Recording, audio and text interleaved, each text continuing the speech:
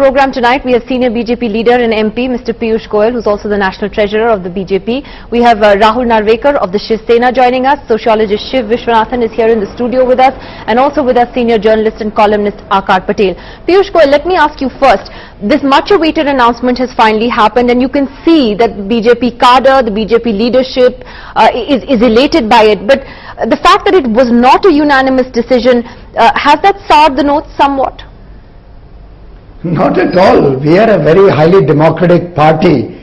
It is one party, and I've said this on your show earlier, where even I can go and express my views on a certain subject. I mean, there are economic issues, there are political issues where we all have a very healthy debate.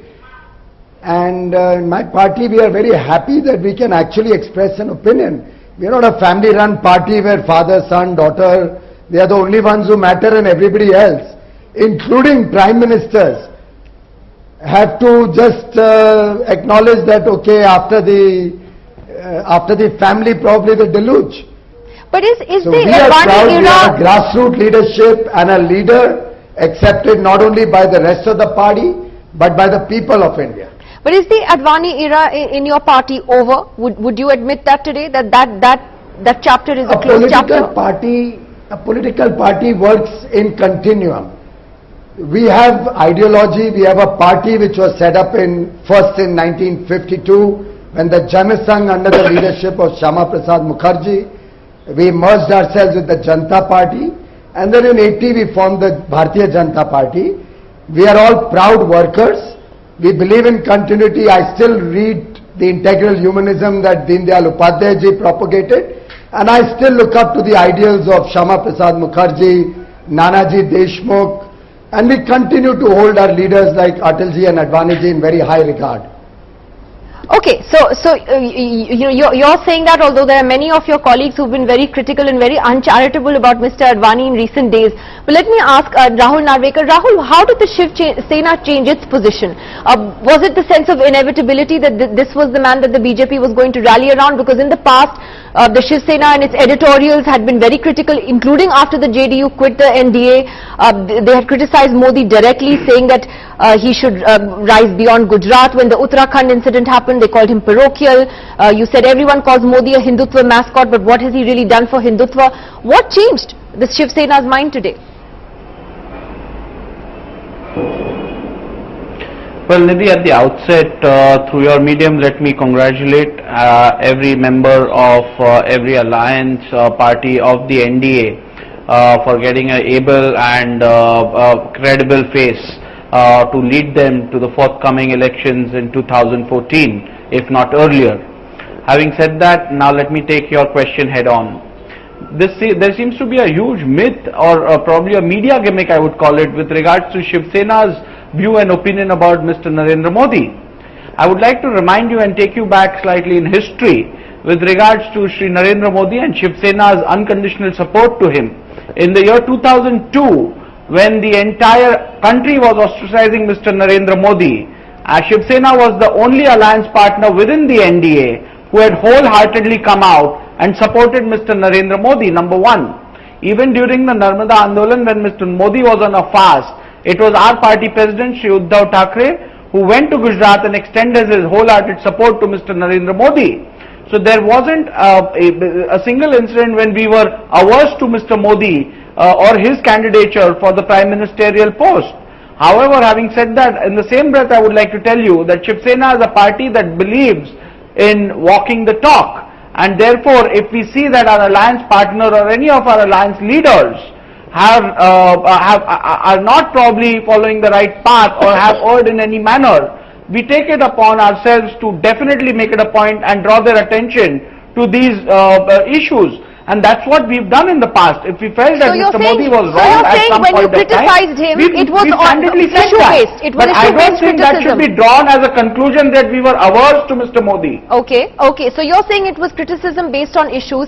Aakash Patel, the way in which all of this has happened in the last 24 hours, this what parts of the media have described as a coronation, an anointment, all kinds of interesting adjectives being used.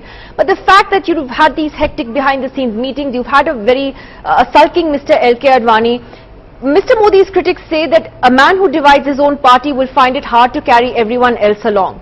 What do you think?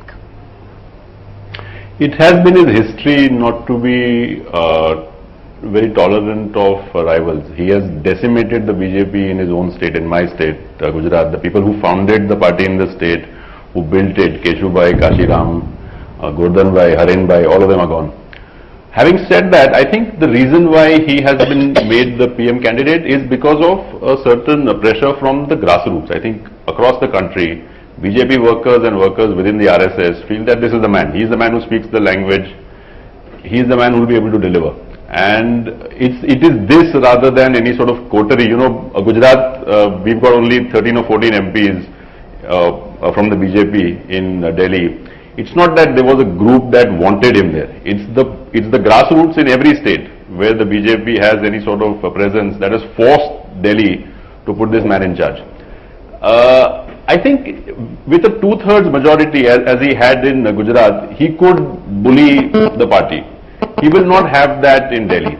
He will not have that sort of control over the BJP local units. He will not have that control over the allies. The Shiv Sena had a problem with him because it didn't want the Gujarati vote in Bombay to be split to the extent that it will now. I think the seat sharing that it has with the BJP, Gujaratis are a very important component of that. They did not want a Gujarati, and that's the reason that they didn't want Modi. It was only when they figured out for a fact that it would be him that they backed off on it. Okay, so they were responding to what the grassroots BJP workers wanted, a point, Mr. Vishwanathan, that we made right in the beginning. And you wrote a very interesting piece sometime earlier this year where you talked about how Mr. Modi resonates, for instance, among your own engineering students. And explain to us what they told you, because they felt he was a decisive, bold leader and they weren't sort of looking at the baggage of his past. They were looking ahead. Yeah. See, I think first let's be clear. Modi is popular, Modi is populist. And to a certain extent, the BJP has done something successful. He is no longer a problem for the BJP, he is now a problem for democratic India. A new scenario has been created. You have created Modi as the hero of a B-grade novel, a third-rate movie. Now what BJP wants to do is to confront a C-grade actor like Rahul Gandhi and say this is a presidential election. I want to challenge this. The real challenge of this, what has happened today, is not about metaphors. He's no longer Karna, Advani is no longer Bhishma. Let's cut the crap. This is a very populist, technocratic move to cater to a certain sentiment among middle-class India. The real challenge is to those outside the BJP and the Congress to stand up to this man, who I think threatens a more complex, diverse, democratic Indian future. And I think this has to be emphasized. As long as you keep sticking to the scripts that are happening here, it will be BJP, Modi versus Advani, Modi versus Rahul Gandhi. I don't think that's what's really happening. What has been stated here very clearly is now the battle has moved towards India, between a democratic India and a populist India. The Congress is irrelevant. Okay, very strong words there from Shiv Vishwanathan. I'll take that question to Piyush Goyal, because Mr. Goyal, it is a criticism that Mr. Modi's critics make, that he is a deeply polarizing figure. Sudhindra Kulkarni, close to Mr. Advani, has said a lot of things in the past few days, including calling Mr. Modi an autocrat who sought to be enthroned, and that a perfect Democrat has been marginalized and humiliated in the party. A self-centered leader who cares two hoots for the party organization and colleagues has suddenly become all-powerful in the BJP. How do you deal with that criticism and Mr. Modi's style of functioning? Nidhi, this country comprises 120 crore people. We have lakhs and lakhs of karyakartas and party workers and leaders at all levels in the country. You may pick up one or two people who are not even in the party and focus on it, because otherwise your TRPs won't sell. But the fact of life is the nation is behind Mr. Modi. I can almost see a palpable disconnect and a palpable nervousness amongst many media friends, apart from the so-called secularists and liberals. A lot of the so-called intellectuals also are very worried, because he doesn't pamper to their their so-called intellectual thinking. He talks the language of the people. He is offering them a clean, honest government. He breaks the shackles that these people are used to. And that is what defines Mr. Modi. He is a man of the masses, a man, principled man who will deliver and not just give promises. Mr. Vishwanathan wants to respond to that. I love it, this man. He's the Reader's Digest version of the BJP. Endearing, youthful, optimistic. And I think he needs to be preserved. He's an icon of a certain kind of inanity. I think there's something more important. He's right. Modi is popular. But look at the words he used. Modi does not cater to liberals. He does not cater to intellectuals. And by the way, intellectuals don't need any pampering from this man. Modi does not care for so-called liberals. I heard you. So-called liberals. No. Then you're a so-called BJP man. So let's not push that thing too far. I mean, you want to use language, use it carefully and responsibly. I think there's something important here. Modi is popular, no one is denying it. Modi has pulled up a very interesting strategy. But remember, every fascist was a man of the masses. And I think you have to remember this. Piyush, quick, do you want to Well, rebut that before I Mr. feel Akar? sorry. Yes.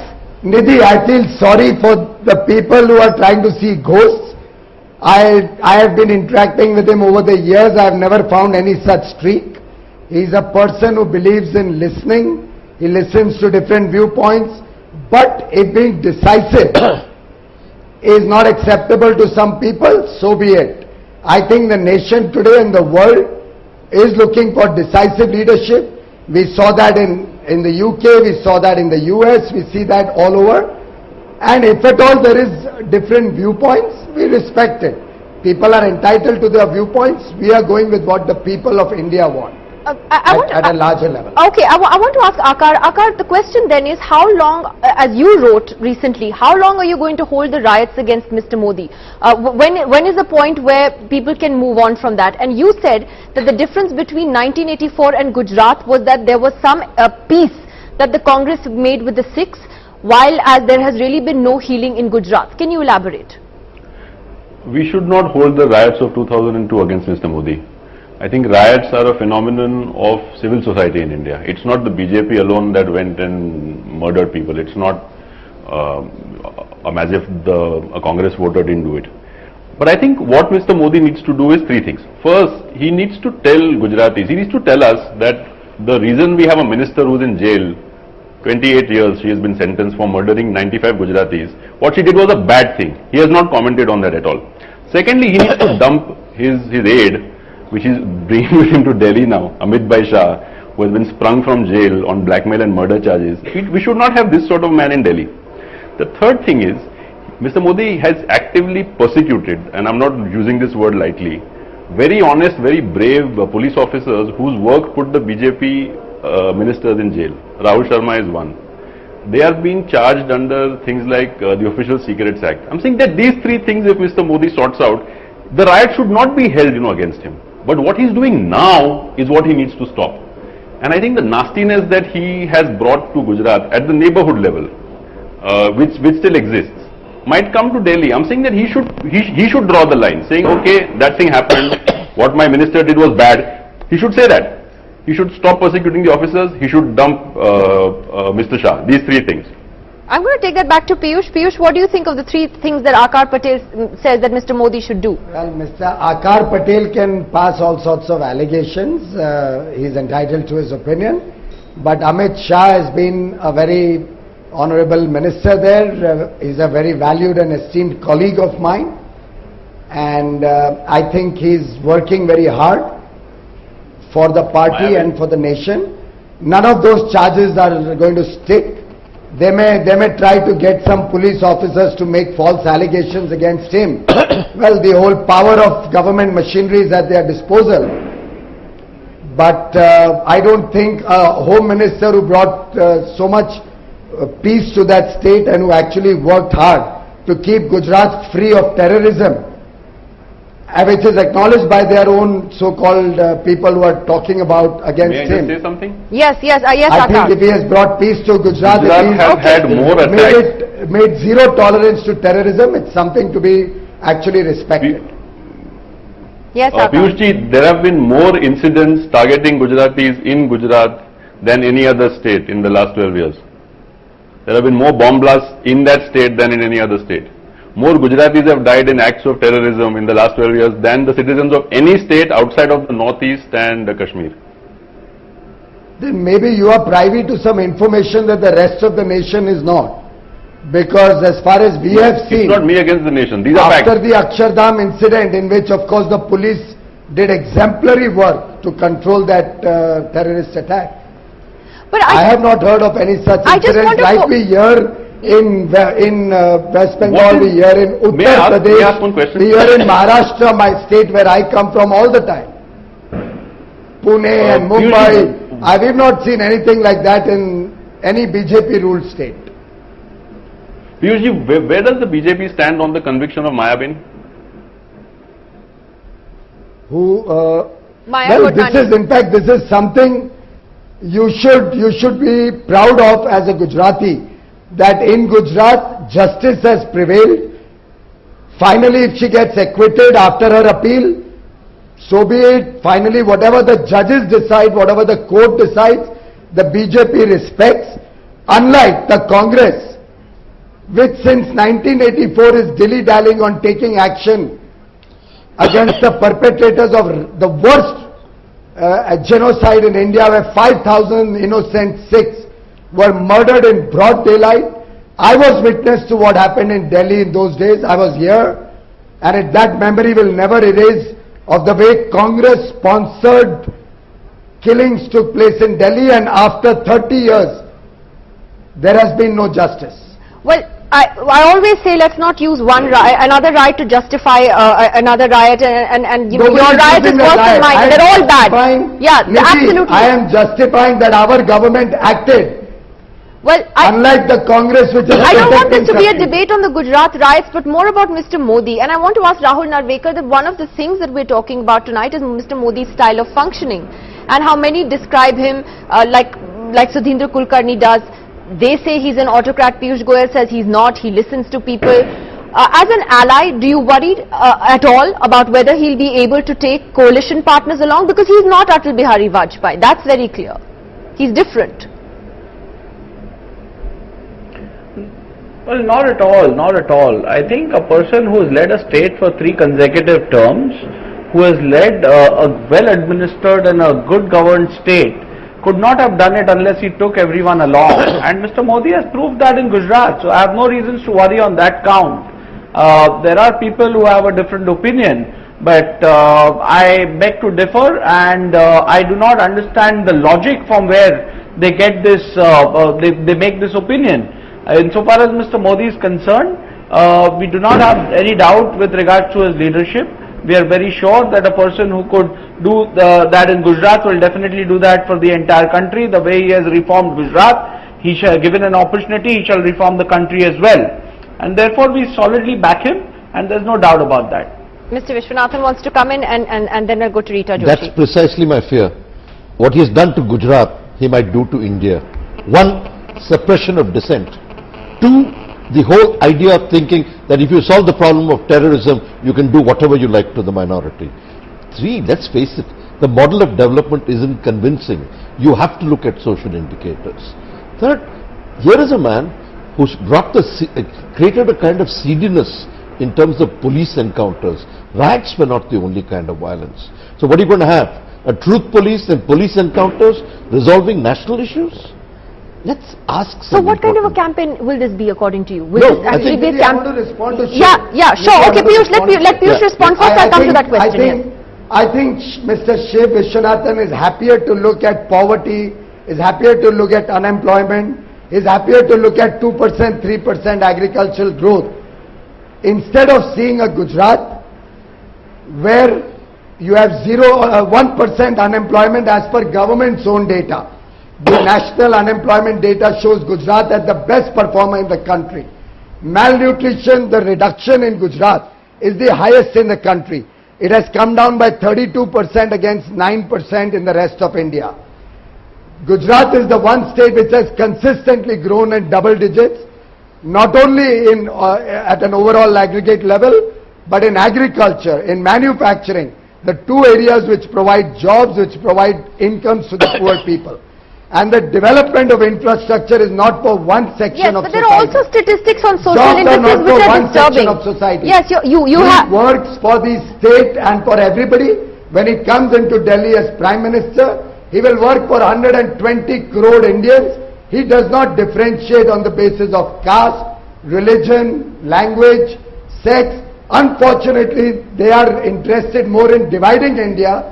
Mr. Modi is the one person who looks at everybody equally, and as regards the encounters, for Mr. Shiv Vishwanathan's sake, Gujarat has the lowest number of encounters as per the National Human Rights Commission data. If you want, it's right here, you can pan it. Gujarat has reported only 8 cases, whereas Uttar Pradesh has had 138. Congress-ruled Manipur has had 62. Congress-ruled Assam has had 52. 35 in West Bengal, 26 in Jammu and Kashmir. So for heaven's sake, please try to give credit to Mr. Modi for the good work he's done. Go beyond your old narrative. You can't hang a person for no rhyme or reason. I don't want to hang him. I want him to play out his role in democratic India so that democratic India understands the dangers of this person. You know, the trouble with this conversation is it always plays statistic against statistic, riot against riot. I think we have to abandon this narrative. You're right, because you're the master of the old narrative, not me. I think we have to look at deeper issues. The question is a united India, a uniform India? Can Modi understand differences? Does Modi have a hearing aid to even understand dissent? Celebrating uniformity doesn't give you democracy, Mr. Piyush Goyal. Democracy is much more complex than your Rotarian imagination can grasp. Let me just throw. Mr. Shiv, it is the strength of democracy that BJP brings to the table, where even a small worker like me can dissent on things. I love your modesty. And we have healthy debate on issues. I love your modesty. We do not believe in a family rule The one way you after tell the me other. RSS is the democratic Mr. force, Modi is the I one think person I'm quite found ready to agree with most amenable to new ideas. He looks forward to young boys and girls coming and giving I'm him sure he fresh looks ideas. forward to young boys I and think girls. he's looking for a modern India, an inclusive India. Okay, one second. What is very clear from debates like that we have on television is that this is clearly going to be a very interesting election campaign. Rahul Narvekar wants to have one last word. Rahul, I'll come to you. But let me just get Rita Joshi and Devang Nanavati in here. Rita Joshi, isn't this also a wake-up call for the Congress that you need to decide on how you want to play out your election campaign? Because the fact is, many believe that it's a huge advantage for the BJP. They've projected their most popular leader today as the face for the next general election. You, on the other hand, have a leader who's, the complete opposite, who's completely reluctant to take on any responsibility. Everyone seems to be hovering around him to say, why don't you take on, the big leadership role? It's a complete contrast. Don't you think it's time to change that narrative in the Congress? Well, let me say we are not at all disturbed, we are not at all worried, we are not at all bothered. It's an internal matter of the BJP, and it's not the first time that they've declared their Prime Minister candidate. They did so with Atalji, they did so with Advaniji, they're doing it with Modiji. So it's their concern, it's not our concern, but we are very happy that this high-end drama has come to an end. But it has also thrown up certain facts which the country is watching. One, that the RSS was always in the backstage. It used to always say the decision has to be the party decision, we are not a political outfit.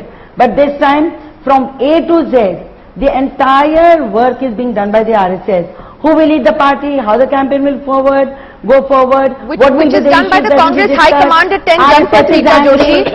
It's not like the Congress party is democratic. 1 second. I've been quiet for a very long time, just give me 30 seconds. Sure. Then you can ask me questions. So now everything is now hinging on RSS and how they're going to function. The VHP has been put forth. It's now leading campaign in certain Hindi heartland states, especially Uttar Pradesh. So it is, two things have very clearly come out that, and you must have seen the press conference today. A number of senior leaders did not look apparently very happy, and there has been lots of infighting within the Bharatiya Janata Party. So we do not know how things will progress, but how will you deny the fact that we are not in a presidential form of election or system? we are into a different kind of a democracy. And the kind of situation that has emerged, political situation in the nation, the person is not so important as other issues are.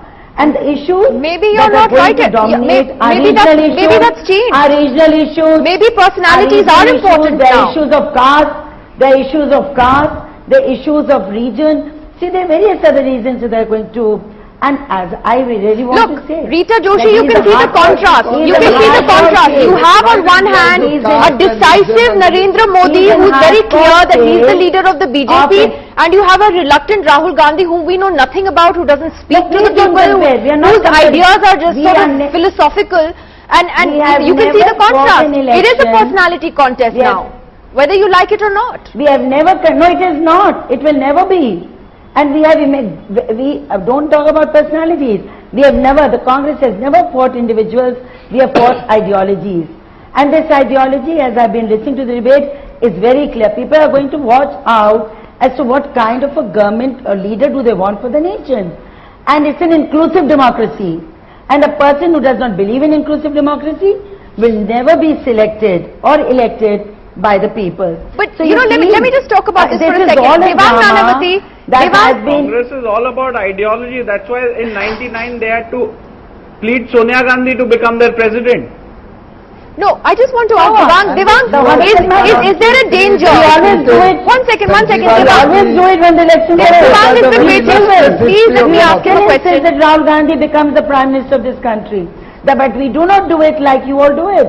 15 months. Nidhi, this is the very culture which shows how democratic Miss Joshi is, not letting others speak. It has taken One- you 15 ma'am, one sec, months I'll come back to you. decide Devang- who's going to lead you. Devang, We is don't have that there kind of problem one within of the our party. reasons that was apparently cited by Mr. Advani and Sushma Swaraj about the concerns that they had about naming Mr. Modi now was that the whole focus then becomes on him and his personality, and the issues then get diverted to issues of communalism, secularism, fake encounters, everything else, and then the issues of corruption and everything, all the UPA's misgovernance gets sidelined. Well, Is that a concern at all, Devang? Nidhi, I'll quickly answer that little. Give me 30 seconds Sure. first. Miss Rita Bahuguna Joshi is lecturing us on democracy from a party which brought emergency to this country. She belongs to a party where the president of the party once said India is Indira and Indira is India. We don't need mores of democracy from the Congress party for sure. As far as your question is concerned, Miss Joshi, please learn the she's the Durga of Indian democracy. Please have the patience. Please have the patience to I will listen to other listen to views. you. That is the first lesson of 15 minutes I've been democracy. listening That's to the you. first lesson of democracy. don't go back to Learn that. to listen to a view that is opposing you. Atalji said this. That's Atalji that's said she was a Durga of this country.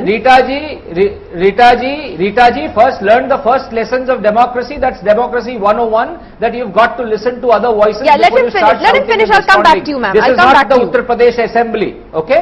Now coming to the point, what you raised, Nidhi. The question is that yes, in any democratic process, wherever there is democracy, inner party democracy, and the process of selection of candidates is happening for the highest job in the country, obviously there will be concerns, there will be pros and cons discussed, and there will be discussions, there will be views, there will be counter views, there may be preferences on timing of an announcement of a decision, and there may be some dissent or some different view among some leaders. That doesn't mean that once the decision is taken, the party is not behind it. That's the whole beauty of democracy, and that's something what the Congress party needs to understand. But the difference is that Piyush and I can today aspire to become a Prime Ministerial candidate of the BJP. Miss Joshi cannot aspire to do that because she does not belong to the Gandhi family. In fact, her father had to fight an election against Rajiv Gandhi's Congress party. Isn't it true?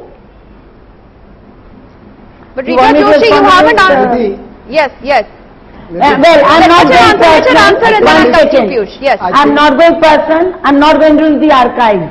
We are not going into political archives. What we are talking about Why? is now. You are talking of 21st 2002, century. isn't that what we are archives? talking about You are is- attacking the person. Now you learn the lessons of democracy It's not first. personal. You learn the lessons of democracy and listen to what you I are going to say. the archives. You are Please. referring to Atal Now Ji. listen, You are listen. referring to Devang, let her 2002. speak. This is Devang, not let her one speak. second. Let her answer you. Now he doesn't want to Why are you listen. talking double speak? He doesn't Miss want to Joshi? listen now. Okay, let her speak. One Devang. minute. Yeah. One Sure, minute. I don't want to listen because you don't want Look to one listen. second. Give me 10 seconds. Let's have a Let her clear speak. Devang, discussion of please. what Look, what we are democracy talking means. about, Democracy what can't we be are talking selective. about, what we are talking about is governance.